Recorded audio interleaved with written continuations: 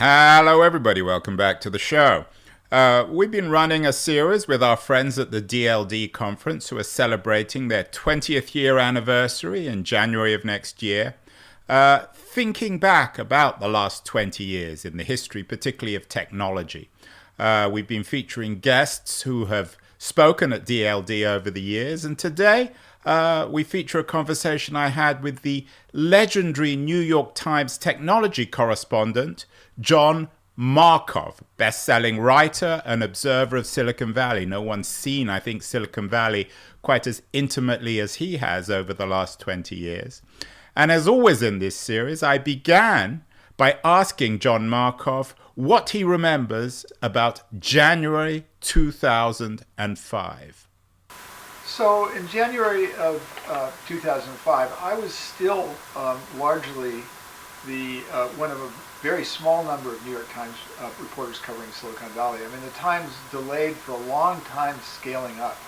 There was a period during the dot-com era when it was myself and a stringer, and there were 11 reporters in the Wall Street Journal Bureau. The Times did not respond quickly to the changes that were happening in Silicon Valley. That came later. 2005, I was still covering Apple Computer. Jobs had come back. It was before the iPhone. It was not clear that they were going to be the force in the world that they were, but it was clear that they weren't dying by 2005. The iPod, not the iPhone, had been introduced, and that was driving a lot of Apple's growth. But Steve Jobs was a story. At a certain time, a year or two later, I dropped Apple after having covered it for. I came, I grew up in Silicon Valley. I grew up before Silicon Valley on the Mid-Peninsula, and then I came back and began my career as a reporter in 1977. So it was right after the personal computer industry had started. And I ran across Apple very early in my reporting days, and had sort of tracked them all the way through. My first real day job was at InfoWorld, but by 2005, Jobs had left and come back, and that was a great story. And I spent a lot of time covering Apple. I also had been the internet reporter. I was the first internet reporter at the New York Times when I was in New York.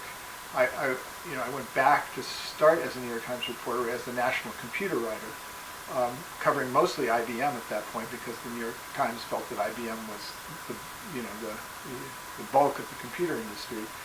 And I dabbled in things like the emergence of the internet, which was becoming a force. But I was sent out to cover Silicon Valley in 1992. I replaced Andy Pollack, who went to Japan. And at that point, I stopped being the internet reporter of the New York Times. Peter Lewis took that position. So it was very early. That was before the advent of the web. And this was now 2005. The web was 1993. So the internet.com boom and bust had happened, and we were kind of in this interregnum where it was not clear what the next big thing that would drive the Valley's growth was. Lots of interesting stuff going on. For me, 2005 was an important year because I had begun reporting on artificial intelligence very early in my career. I did my first stories on speech recognition as early as 1981, 82. No one would remember this, but Symantec began as an AI company based on speech technology, and a guy who was a computer scientist actually started the company with some people I knew out of SRI very, very early on. And so I got re-interested in artificial intelligence and robots in 2005 because of DARPA funding. And DARPA, of course, had started this grand challenge, this robotics grand challenge based around self-driving cars. And I covered that, and I saw that there was something going on there, and that sort of redirected me in that direction. But, I was responsible for the day-to-day events in Silicon Valley. I mean, I was kind of like, there was a wire service aspect to my job at that point. So, Hewlett-Packard was going through a transition at that point. At that point, they got Hewlett-Packard was still a major player in the Valley. Hardware maker, their personal computer business was one of the dominant PC businesses. and they had just gotten rid of Carly, or they were getting that year they got rid of Carly Fiorina. And of course that touched off this set of events that led to the HP spying scandal, and I was a funny part of that, but the actual spying scandal happened the next year in 2006. So John, so much to unravel. I want to talk more about Apple and the history of computing, but when you remember 2005, you noted that it's an interregnum, a period between periods. Was there a sense, if you can remember, was there a sense of the end of history or the beginning of history? Back in 2005, I guess Tim O'Reilly had just come up with the term Web 2. When you look back, was there a general feeling that all the best stuff had happened, that we'd gone through the internet boom, the dot-com era? So that's a super interesting question, because I've long wondered how long the Valley would persist. I mean, Detroit lasted for half a century, and innovation centers, they have an arc. They have a beginning and they have an end, and there's a rich debate that goes on about whether Silicon Valley has reached the end of the line or not. And it's been so much fun to watch that, because at each juncture, when the valley appears to be over, something has sparked a new wave of growth. Of course, that just happened again. But in 2005, I was spending a fair amount of time in Europe, and it seemed like the center of gravity in mobile IT innovation was shifting to Europe. I mean, Symbian existed, Nokia existed. I was seeing new applications in the mobile space happening in Europe before they happened in Silicon Valley. And so it was an open question. Microsoft in 2005 was still a force in phones. I mean, who knew? The world was at that point 2 years away from the iPhone, where, at that point people were, I was thinking that maybe the valley was over and the next wave of innovation would come from Europe. And then all of a sudden the iPhone happened in 2007, and things came right back to Silicon Valley. The next platform emerged from Silicon Valley. But in 2005, nobody knew that. And it was the third kind of up and down that I'd seen since I'd returned to the valley. When I first got there in '92, that was a down period. And then in '93, the web browser was invented, and there was this next great rush to the second time that John Doerr had referred to an industry that being the largest legal accumulation of wealth in history. The first time he mentioned it was with respect to the PC industry. The second time it was with respect to the dot-com period. And so, that was one of those things. Then there was that led to the dot-com boom. Then it led to the crash. And then 2005, we really hadn't worked our way completely out of the rubble of the dot-com era, but things were starting to emerge. So what does that teach us, the way you're presenting it? Steve Jobs changed history by pioneering, bullying his way towards the iPhone. Had Jobs been run over in 2005 or decided to retire or had a bad argument with the Apple board, could history have been different? I actually think it could have been. I think it would have been. I actually think that Jobs is a singular entity in the sense that he had a second act. I think second acts are very rare. Second acts are, people have huge successes in Silicon Valley, and they never really quite repeat itself. For whatever reason, Jobs learned a lot from his failures, and he came back with a real plan. And he knew what he was going to do when he came back to Apple, and he did it. And he established Apple as a competitor in these new markets. At that point, and I remember in 2005, we got into this pattern when Jobs came back, where he would have these quarterly product introductions, and he had a favored set of reporters. He valued the journal Fortune, Newsweek, and the New York Times, and so there was this little ritual where he would get on stage and he would introduce a product, and then he would give us our 15 minutes. And I remember, I guess it was I don't remember what year the iPod was introduced. Maybe it was 2004, or maybe a year before. But I was disappointed because I was still one of those people who believed that computers were knowledge tools and not entertainment tools. And Jobs clearly saw that computing was going to be an entertainment platform. And so he was, at that point in 2005, he was really sort of driving Apple in that direction. They were on the verge of becoming a content player. I don't know if had iMusic been introduced by that point. I'm not sure now on the timing of things. Maybe that came a year later. But that was all in process. And Jobs, I had a real love-hate relationship with Jobs all the way through.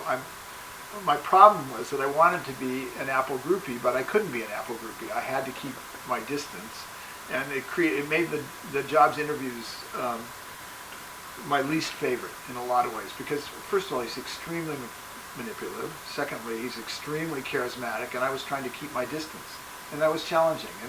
And we had these fencing matches, and most of the times he won. Occasionally, I won. I got him to say, for example, that taking LSD was one of the 2 or 3 most interesting things he had done in his life, and it was something that set him apart from people in the industry that he competed against, and it was an experience his wife had never happened. I got him to say that nobody read anymore when he was in... When you say you got him to say, was that at the back of your mind? You were trying to manipulate him just as he was trying to manipulate you? No, I was trying to get I was trying to get him off message, okay? He was very good. It's the Henry Kissinger thing, right? Henry Kissinger knew that if you were in front of a television camera, you could say what you wanted, and whatever question they asked, he would say what he wanted. He was brilliant at that. And Jobs was the same way. Jobs had a message, and so it was this game. The message wasn't that interesting to me because he'd just given the message to everybody. That was a time when Apple actually did things that were not recorded. Jobs was a rock star, and he stood up on stage, and it was like being at a rock concert, which was also, people talk about the reality distortion field around Steve Jobs. It was completely real. There was a reality distortion field, and I was always fighting against that. And so getting him to say something interesting was part of the game. John, you've written a number of books about the countercultural atmosphere in Silicon Valley, the thing that drove it. Is Jobs exhibit A in that, in terms of this remarkable second act, not just in Steve Jobs' life, but perhaps in the history of Silicon Valley? Yeah, that's another question I'm currently obsessed with. There's that thing they say, the journalists say, if you have a good story, write it often. And I've written 3 books that kind of deal with that aspect of Silicon Valley, and I think I'm going to actually try to write something else. So I'm thinking a lot about that question. And I think yes to your question, but I think that Jobs was already a second generation of that phenomenon. I mean, the period that's interesting to me right now is the period between 1963, which is the dawn of interactive computing, and 1975. And that's when Steve Jobs came along, and Apple was introduced 75, 76. And so, yes, although I think I probably don't use the term counterculture in exactly the same way you're thinking about it, although, just to be very direct, when I wrote What the Dormouse Said, how the counterculture shaped the personal computer industry, and it appeared in 2005, it came out that year, I did not think that you took a hit of LSD and you became creative. That was not ever what I intended to say. I was interested in the fact that there were these 3 laboratories around Stanford, circa 63 to 75, that basically developed the ideas that became the modern computing industry and internet. And they were surrounded by this extremely chaotic set of social and cultural movements. There was the anti-war movement, there was the San Francisco music scene, counterculture, broader counterculture, people who had gone back to the land, now they were coming back to the city, and the civil rights movement, all going on around these laboratories. And I noticed that, but I couldn't explain it. It was adjacency that I saw. And then in 2006 or 2007, after I'd published Dormouse, I was reading the work of the guys at the Santa Fe Institute, who were these complexity theorists. they're physicists largely, but they were dabbling in social science. And Stuart Kauffman in particular was making this argument that creativity happens on the edge of chaos. And I looked at what I had just written and I thought, well, there's the theoretical framework that I didn't have. And I'm still thinking a lot about that. And when you say, is Jobs, is he patient zero or whatever? Yes, I mean, what distinguished Silicon Valley, I think, in that first generation, this is, the Valley wasn't named 71, but all the forces that would make the Valley were alive and well in the 60s. And I think what distinguished the Valley was what was, the archetype is the dual nature of Steve Jobs and Steve Wozniak. One guy was a computer hacker who simply wanted to build a computer to share it with his friends at the club, and one guy saw there was a market. But it wasn't just the guy seeing the market. It was something else, and I still see that in the Valley. I think it's been dialed tremendously toward following the money, but I still think that original sense of, take someone like Doug Engelbart, all of the big ideas that drove the Valley for the next half century were designed by people who had no intention of making money. They were simply interested in the technology for itself, or in the case of someone like Engelbart, in the societal effect of the technology. Looking back now, and it's always easy in retrospect, what do you make of the Web 2 revolution? You talked a lot about Jobs and Engelbart and all the great figures, the founders of the computer industry, but of course Web 2 was Google and Facebook and then Twitter, and a platform for self-publication. Did you buy the O'Reilly thesis when he came out with it? Well, yeah, I did. I mean, Web 2 in the sense that this was going to be a content platform, or which... Well, this would change everything, but it would democratize media. You were at the New York Times, so in a sense, Web 2 might have been seen as a threat. Absolutely. I mean, I saw that early on. I think the Times was very slow to see that. Ultimately, it seems like the Times has managed to navigate their way through it. But yes, I thought that O'Reilly and those, and this was slightly before the social media thing, but that world, was going to do all those things. It was going to, change. It was going to disrupt many existing businesses, and of course, it's still doing that. I had no problem with that as a consequence of the technology. There's another slightly adjacent issue to that where I'm still trying to figure things out. When I was working on the Brand biography in 2017, this is after Trump's elected, the zeitgeist shifted, and very rapidly Silicon Valley went from being able to do no wrong to being able to do no right. And 2 books were published in the first half of 2017. One was by Franklin Foer. The Atlantic writer. Yeah, not Move Fast and Break Things, World Without Mind. Yeah, and then Taplin wrote. Taplin. And I looked at those books, and they both began with biographical sketches of Stewart Brand, which I thought was just, what's going on here? And they were both trying to find, the original sin, which they saw. Or perhaps the original sinner, John. Yeah, perhaps the original sin, which I think they got things exactly wrong, which we can talk about. They were 180 degrees wrong, but they sort of identified something that was important.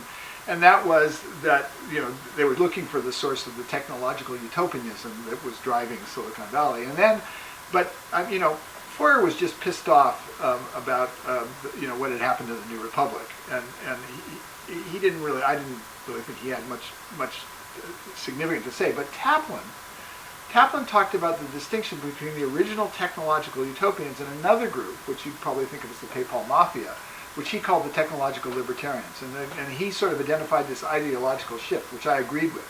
Although if you want to go back and talk about your original sinner, Stewart Brand, he recoils at the notion of being called a utopian. He thinks of himself as a pragmatist. And Taplin's a friend of mine, and he's been on the show many times. I've been down to LA to see him. Of course, he was the producer of Mean Streets. He was Bob Dylan's original tour manager. I don't know if he ever knew Steve Jobs, but I'm sure Steve Jobs would have loved to have known John Taplin. Yeah, I think that's right. John, going back to the idealism, I want to talk about the shift in the zeitgeist in a few minutes, but going back to that the original promise, the excitement of Web 2 and Tim O'Reilly's idea of democratizing media. Was that like the original idealism of the Engelbarts and the Stewart Brands, who saw computing as a way of making the world a better place? I think there were similarities. I think the world had become contaminated by capitalism by the time of the Web 2 world. So it's really difficult to pick apart the threads. The idealism that you're talking about. I mean, certainly it's still there. But, there was a lot of, by 2005, the business school guys had showed up. All of the carpetbagger journalists had showed up. I mean, there was I wrote the very first article about the World Wide Web, and it was a case of getting it all right and all wrong at the same time. And immediately, within a year or two, I was run over like, a steamroller by everybody coming to cover this story. I mean, the world completely changed. And so there was, a gold rush. And that's the way it goes. Those things happen. And I think, so that makes picking out the original idealism difficult. When Jobs became a billionaire, I interviewed him, and he told me that, they always say it's not about the money. And one of the things he told me is he'd never own a yacht. Well, at the end of his life, Steve Jobs was, he owned a yacht. He had a yacht built for himself, and he was contaminated, I think, by Larry Ellison, who took him on his yacht in the Mediterranean and spoiled him. But I don't actually know whether that's true or not. Coming back though to that idealism, you were Mr. Silicon Valley as a journalist. You were the New York Times guy. How has journalism changed? The technological journalism. I mean, 2005 was the beginning of the blogging movement. Twitter was about to be born. Has the change, John, been purely bad, or do you see a mixed record? In terms of the problem of misinformation now, so confuses me on that question. How bad actually is it? Because I see many things that, I was an old media guy to the end, but I'm fascinated by some of the new media stuff. Some of the stuff that's going on right now is just so interesting. But it did destroy a profession that I think I had a core set of values that resonated with democratic values, preserving democratic values, and I think that's at risk. So that's where I start to wonder. I mean, my career crossed multiple transitions in the technology and the craft of journalism. I mean, the first thing I saw, I started as someone who ran my college newspaper, and while I was being trained, I worked in a little town in southeastern Washington where my school was. We printed our paper at the local paper, and they had a hot lead printing system, and that's what I was trained on. And a bunch of guys who smoked stogies and had aprons, they put together, they read backwards, and they put out the paper on hot lead. I went away for the summer and came back as editor, and they were all gone. They had replaced them with women in skirts who sat at IBM Selectrics, and it was a cousin to the IBM Selectric, and basically we had moved to offset printing. And then the next transition, I was at the San Francisco Examiner, and I was the first generation of reporters who after work went to the gym instead of the bar. That was like this cultural shift in journalism that happened. And then the last transition I saw, when I first went, my first daily paper was the San Francisco Examiner, and I loved the newsroom. The newsroom was the most exciting place to work you can imagine in the world.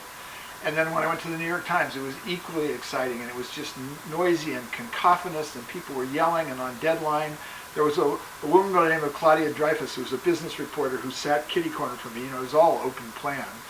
And I just so respected the way she worked as a reporter, because it was like she had a Shakespearean role when she got on the telephone, and she just, an interview was an act for her, or a performance. But I was sitting diagonally across from her, and I often had to say to people, no, that person is not on the phone call with us because she was so loud. But I could work in that environment. At the end of my career in the San Francisco Bureau of the New York Times, it was dead silent. There were at the end of my career, there must have been 20 reporters, and nobody reported on the phone anymore.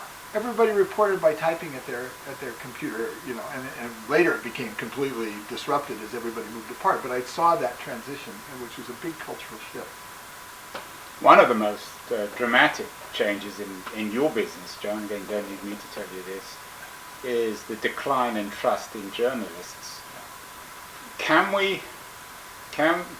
that be explained by the Web 2 revolution, when everyone became a journalist in theory, but at the same time no one seemed to trust other journalists?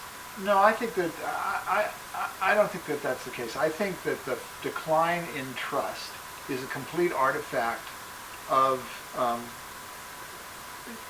the rise of Murdoch and the attacks that have gone on from the right on the news media in America. I mean, I think that I think it's a complete artifact of Fox News. So it's got nothing to do with social media. It had less to do with social media. I think social media is in the mix, but I think Fox News is more more of a factor than people realize. I don't think that either the Trump elections have been social media elections. I think they've been Fox News elections, and then you have to trace that back to the deregulation of the broadcast media that happened under Reagan in what was it? Was that 1990? I'm not sure on the time. No, 1980. I think that's a consequence of the ability, to build these concentrations of broadcast media that were not possible before deregulation. And I think social media is a factor, but I don't know that it's the dominant factor. You've offered a narrative, a counterfactual narrative, where Steve Jobs, for one reason or other, had disappeared off the stage. Then everything could have been different. I want to talk about Europe in a minute, because our partners in this series are DLD. I know you're at the second DLD, and you're all too familiar with technology in Europe. But what is it about technology, John, that always makes it seem inevitable? Now that when Jobs launched the iPod and then the iPhone, it all seems so inevitable. What is that just the nature of history? Well, a couple or is of it things. Technology? Yeah, that's I think, let's try to unpack that. So I don't think it's inevitable. I think that people would like you to believe it's inevitable because they want you to believe that they're visionaries. I think when you look back, you look at it backwards, through the telescope that way, it looks inevitable because everything seems to make sense. But for a long time, as a reporter in Silicon Valley, I have argued that the visionaries are always wrong. And I've also said that anybody who says anything in terms of prediction more than 3 years in the future is doing something that's indistinguishable from science fiction. And the clearest example I can give you of that is the emergence of language models, which even surprised the people who invented them. Google missed it. They invented they wrote the original white paper. Of course, they did everything. So all those old tropes, John, about the future being there and distributed unevenly, and the future being like magic, all that's nonsense in your view. Well, it's complicated because there's another aspect to this. So let me step back. I mean, I think we've been driven since the late 1960s by what Gordon Moore identified as Moore's Law, or what Carver Mead called Moore's Law. And that is that you get this doubling of performance and density and halving of cost at regular intervals. And the Valley lived off that, and the semiconductor lived off that, and that there was a sense of inevitability about that. So at the core, there was this industrial process that was going on where the entire industry moved in lockstep for decades. And now there's a big debate. I mean, that was broken as early as 2014, 2015, when the cost of transistors stopped falling. And I would argue that the falling cost, the halving of cost at 18 months intervals was actually more significant than the increasing performance. Because you could take these technologies that had been developed for one thing and you you could push them into different applications at lower cost and for more significantly for broader markets. And so I'm not completely saying there was no inevitability. I think for a long time Moore's law was the guiding force of Silicon Valley. You presented a counterfactual of Europe being ahead. How different would history have been? Might technology have evolved in a more responsible way? The EU has always, of course, been much more aggressive in regulating. A lot of critics now. I want to talk about the shift in the zeitgeist. But had Europe led on mobile, had the iPhone not for one reason or other been invented, would the history of the last 15, 20 years have been profoundly different? God, okay, it's an interesting thing. Well, so then the competition, let's say there was no iPhone. And of course, Google was going in a completely different direction. They were trying to get into phones too, but they had to reverse course with the iPhone and they did something very different. But can you conceive of a war between Symbian and Microsoft for control of the phone platform? I mean, that would have, recapitulated the PC industry in the mobile space. And Europe would have been a bigger player because Nokia was the dominant hardware player. So that's a fascinating scenario. I mean, Nokia is one of those sad stories. Wonderful, wonderful design, and they lost out and ended up being acquired by Microsoft. And I don't have a complete picture. I don't want to pontificate too much about Europe because I would airdrop in. And I've heard all of the discussion about why Europe has not been as innovative. I can find you use the word counterfactual. I can find counterfactual examples all over Europe, and yet there doesn't seem to be a white-hot innovation center in Europe on the continent in the way that Silicon Valley has been. But do you think Silicon Valley could have learned something from, or should have learned something from Europe? Many smart European entrepreneurs came to Silicon Valley for one reason or other, mostly economic, mostly because there's a lot more capital here. Yeah. But could or should Silicon Valley have learned more from Europe? You were at DLD, I think, too, and you're friendly with Steffi. You know the European tech scene. So what? Yeah. So then you have to. You need to ask the question of what differentiates Silicon Valley. What did they need? What could they have learned from Europe? I mean, Silicon Valley was about breaking the cultural norms of the East Coast U.S. manufacturing scene and the European manufacturing, which is much more hierarchical, much more formal. There was lots of cultural differences. The classic one everybody cites is, in Silicon Valley, failure is not a badge of shame; it's a badge of honor. And that was a major cultural distinction, I think, between particularly the Massachusetts high tech in that early period, and I assume Europe as well. Yeah, as Reid Hoffman said, fail fast and fail often. Yeah, exactly. And everybody cites that as that. Although it's always the successful ones who boast of failure. Yeah, that's right. And there are people who failed until they succeeded. I see lots of models of that in Silicon Valley. But to your point. So you also raised these regulatory questions, and Europe is trying to develop AI in a responsible manner now, and so far Silicon Valley seems successful at fighting off. Even though they all beg for regulation, they've successfully fought any regulation on this, and I see that will. I mean, you can predict that there's going to be a bad outcome from that. I don't know what it will be, but. If this technology is as powerful as they say and it's unregulated, let's take this to an extreme. Let's take this to slaughter bots. Where can things go wrong? That's why I'm referring to an amazing short video you can find on YouTube, financed by Stuart Russell, one of the premier AI computer scientists. At Berkeley. Yeah. So we're talking about broader counterfactuals. John, what about the John Markoff counterfactual over the last 20 years? You've had a remarkable career as a writer, New York Times correspondent, now you're at Stanford and the Computer History Museum. Do you sometimes wake up in the middle of the night and imagine counterfactuals of your own, or are you quite happy with what's happened over the last 20 years? Well, I wish. There are many days I wake up and I wish I was still at the New York Times, and that's for two reasons. One, everybody reads it, and two, I mean, you have unlimited license to go see interesting things. That was like, I always wondered what it was like to be, because I started as an outsider, to be an insider. And it was great. I mean, you know, I had a hunting license to go out and find interesting technologies. But, you know, I guess if I have any regrets, it's, you know, what stories did I miss? What stories, you know, how much harder should I have been working than I worked?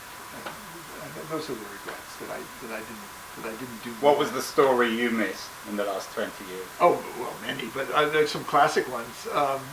The one that hurts most deeply is there was a period when Apple was about to do, this is like, who cares, you know, business alliance story. I mean, my God. There was a story when IBM was about to do a deal with Apple, and there were three of us at the Times, and this is about the difference between Times culture and Wall Street Journal culture. David Sanger, Andy Pollack, and I all knew about this deal. Sanger had found out. Sanger, who was in Japan, had found out about it. I was in New York. Andy was in San Francisco. And we were being polite to each other. None of us wanted to pull the trigger. I went up to Boston, asked Scully about the deal. Scully wouldn't give me anything. You know, he blew me off. And while we were sort of twiddling our thumbs, Greg Zachary, my most feared competitor and one of my closest friends at the Journal, got the story. And that just still irritates me to this day, because we had that story for a week and we should have gone to print with it. But are there other big stories that, I'm sure there are many other stories that I wish I had.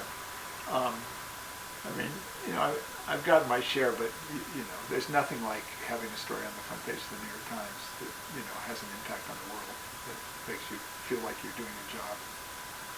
You talked about the shift in the zeitgeist, and clearly from 2005 to today there has been a sharp shift. When did you realize that things were changing? Well, they've changed many times. I mean, you know, this is an evolution. When did I realize that things were changing? I mean, I guess the big change was around the dot-com explosion, because that was this dramatic, you know, that was, the Valley has always been a magnet.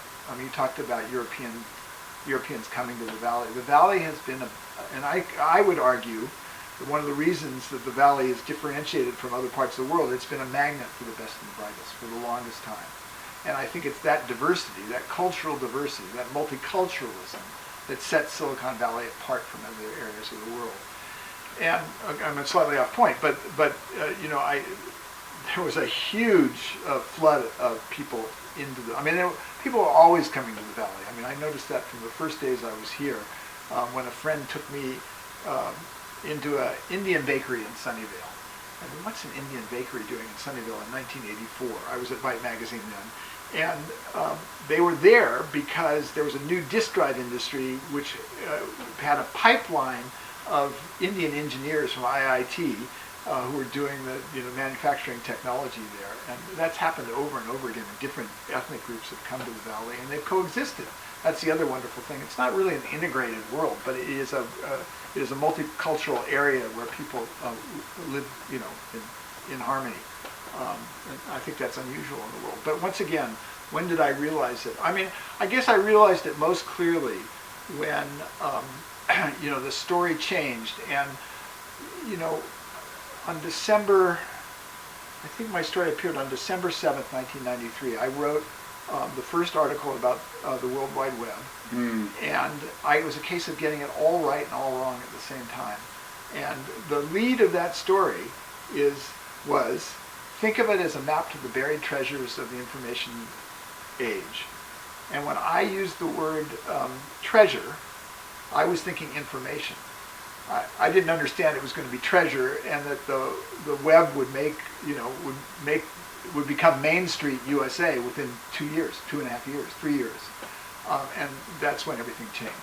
So I guess that was the biggest change in terms of, you know, my situation as a reporter. Let's fast forward to today. We're talking in late 2024. DLD will be celebrating its 20th anniversary in January.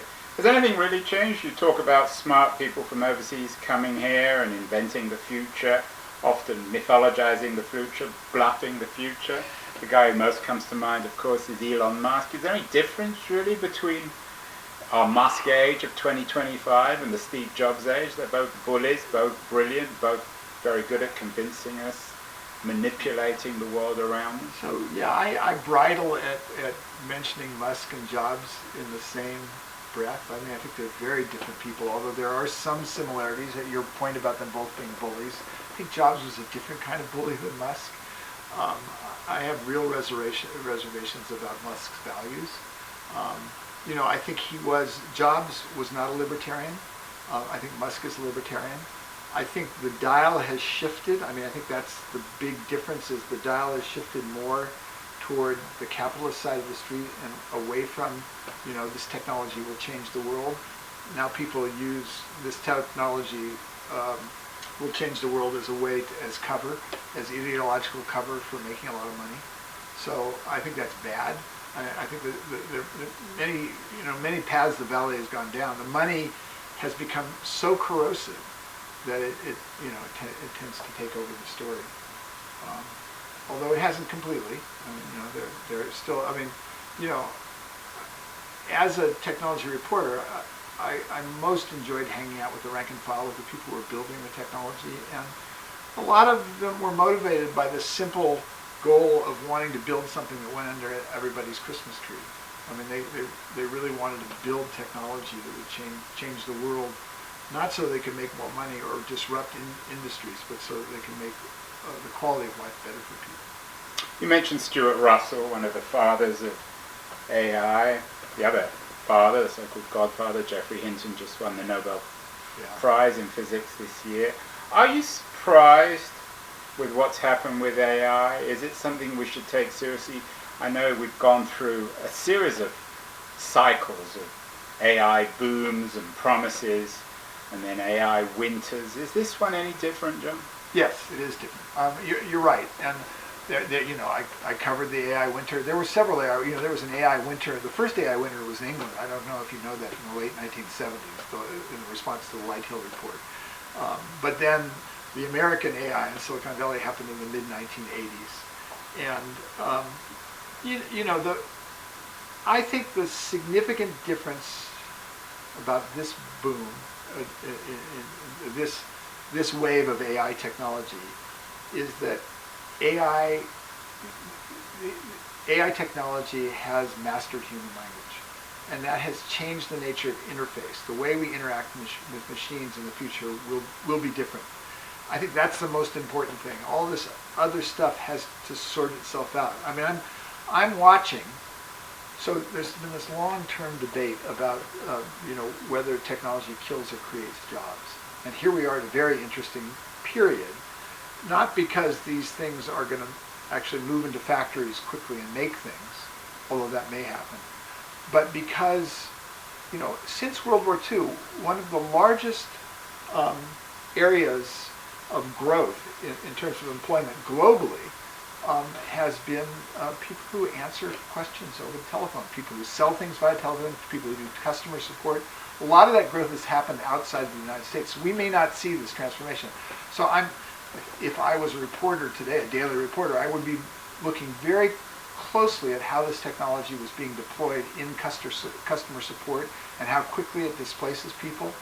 I'm fascinated by that question. I mean, the bar is not super high to replace someone working in Asia answering questions over the phone. I think that actually, the first wave of job displacement may not happen in this country. It may be in those huge customer support areas. But we still, the limiting factor on this wave of AI is going to be accuracy. I mean, anybody who spent any time with language models realizes that they're bullshit artists. I think that hallucination. Like Steve Jobs, maybe. Well, he was a human example. Reality distortion field. You're right. No, I think that a better word than hallucination is confabulation, because I think they confabulate. And so lots of people have lots of strategies for making them more accurate. And so I'm not going to bet against them improving the quality of the information. confabulation, of course, is a human, I mean, it's a quality, certainly a human feature. Yeah. Is AI sucking all the oxygen, though, out of the room when it comes to imagining the future? Are we missing major technologies in 2024, 2025? Yeah, you get right at the heart of me leaving the New York Times. I mean, you know, I had been covering AI, if you could put robotics and AI together, intensively for the Times going back to 2004, and I went to my editor at the Times in 2016 and said, hey, I need a new beat. And I have been fascinated forever by material science. I mean, every time I spent 4.5 years in the science section, and a lot of the reporting I did was on material science because I think that ultimately material science will change the world as much as computing, but that's another question. And she patted me on the head and she said, well, that's fine, go ahead and write those material science stories, we like those, but you're going to cover the AI beat. And I was just burned out. And it was maybe the third time in my career that I've walked away from the best story in the world. I mean, I left covering computer security in 2010, 2011. I gave the beat to Nicole Perlroth. And, you know, after that, it was on the front page of the New York Times for the next decade. And same thing. In 2016, I left, just as language models were emerging. And so, you know, that's the way it works. Welcome to the NBA. But you can't go back. You talked about material science. What about major developments? You talked also about Moore's law, major developments in computing. Well, so it's a super interesting time now. I mean, I'm not reporting this. I'm just reading this as a layman now. But you know, we're in the midst of an architectural renaissance in computer design. I mean, it's flipped the tables completely, so that NVIDIA is now the dominant, chip maker in the world, and Intel is on the verge of bankruptcy. Who would have ever thought that would happen? But that kind of a transformation has happened, and I think they basically, all the pieces are up in the air. We don't know how they're going to drop down, but there's an opportunity to innovate in hardware for the first time because there's such ferocious demands for computing and energy consumption issues that it's going to drive another wave of innovation in hardware, constrained, of course, by Moore's law, which is not moving. I mean, the cost is not falling the way it did. So maybe it will lead to new forms. Maybe graphene will become the next material post silicon. I don't have. I hope I'm around to watch, if not report on it. John, the jury's out, as you know, on AI, whether it's going to make the world a better or a worse place, take all our jobs away, maybe even enslave us. What about technologies that will clearly make the world a better place, particularly when it comes to the environment? Are you bullish on that front? I'm interested. I see things that clearly could be used to deal with the effects of climate change. Lithium-ion batteries, I'm not sure are the ultimate solution to mobility and what have you. And I just saw a small company in San Jose called Lighten is announced they're going to build $1 billion battery factory outside of Reno, not based on a silicon, lithium-ion technology, based on a graphene technology. So that kind of stuff is intriguing to me. Things that will save energy consumption are things that I think that will make the world a better place. Now we're at the point things are so bad that we have to start thinking about geoengineering. I guess I'm sort of in the Stewart Brand camp. Technology got us into this mess. I think the only way we're going to get out of it is with technology. And of course, Stewart Brand is famous, or perhaps notorious, for wanting to engineer species. What's your feelings on that front? Or re-engineer species? Yeah, he and his wife Ryan Phelan created an organization in 2012, Revive and Restore. And bringing back the woolly mammoth has gotten all the attention. However, they're working with a bunch of ecologists and biologists and funding them to do what I consider to be really important work to modify species to make them more survivable. They're these species that are in endangered niches because of environmental change, climate change. Coral is the best example. Coral bleaching is a huge problem as the seas heat, and they're engineering species of coral that are more survivable. I actually think that that's probably the only option. So I'm, I've followed the debates. Stewart's been heavily criticized for this notion of, that we can tamper with nature in this way. But I think that we're going to have to. I mean, we created the climate mess. We're going to have to solve it.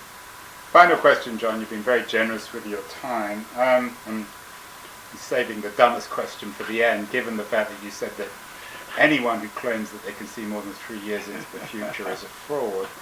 But we're partnering with DLD to celebrate its 20th anniversary. And of course, if we're thinking of the last 20 years, we're ending with some thoughts about the next 20 years. I hope we're all around in 2045 to figure out what happens next. But be speculative, be science fictional. Where could the world be in 2045? Well, let's focus on one thing that, after I left the Times, I was still doing some reporting, and I really enjoyed the explosion of startups that were trying to build workable, commercializable fusion reactors. That was so much fun, and there's so much activity going on there. And what does that mean for a non-scientific Well, person? so fusion energy, of course, that's the energy of the sun on Earth. You bottle it, and it unlike a conventional nuclear reactor, a fusion reactor is relatively safe, and it's a device that creates more energy than it consumes. And so in theory, you could have a potentially machine that would give you free energy. That's a wonderful idea, and it might be the only way that we could get off of we can get off of the fossil fuels quickly enough to make a difference. And so the fact that there's rapid progress in fusion technology, I think, is really quite exciting. Although there are many skeptics who argue that fusion reactors are the energy source of the future, and they always will be. But I wouldn't bet against it at this point. I think that there's enough investment and creativity, and they do it on the surface of the sun, so why shouldn't we do it here? So ultimately, John, you're an optimist about the future.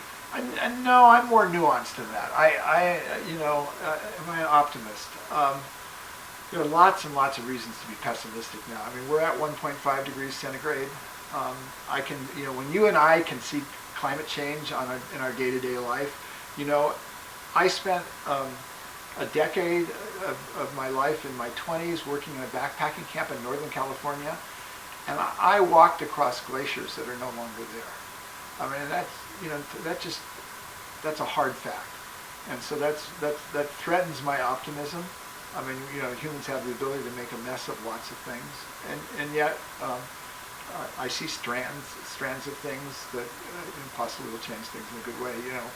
The arc of history, is it bending in a good direction? I hope so.